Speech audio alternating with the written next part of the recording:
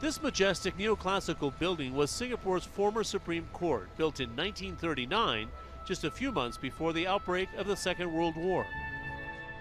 So beside me here are two of the holding cells that were, there were 12 originally in this building, and we've managed to keep two of them in situ, preserved as they were.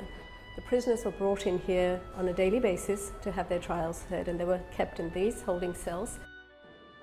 Next door, within these very corridors of the old City Hall, the Japanese surrendered to the Allied forces in September 1945.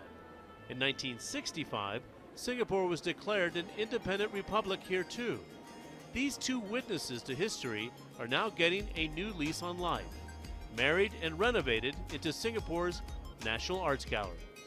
So one of the first key issues that we struggled with was how do we take two such important buildings, put them together under one banner, which will be the National Gallery.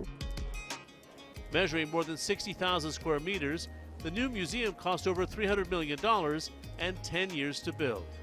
It was an engineering feat like no other, ambitious but delicate at the same time. Because of the historic importance of these buildings, we had very strict conservation guidelines with these buildings, and we had to restore and keep all the external facades of these buildings. At one point, the entire City Hall building was suspended so that the architectural team could dig up and strengthen the foundation underneath it.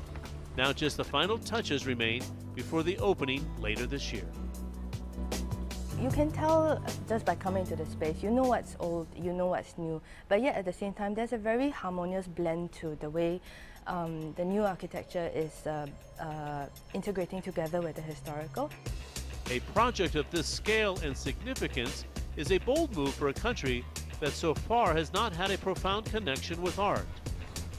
The most recent survey by the National Arts Council found only 28% of respondents were interested in arts and culture.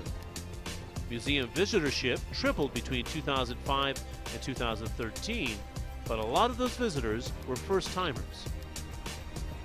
The understanding, appreciation of art in Southeast Asia has not been, is not deep. Art, education, appreciation can start and must start with the very young. So we have a dedicated center for art education. It is hoped that these Corinthian columns of the past will inspire creativity in the future generations. John Defterius, CNN.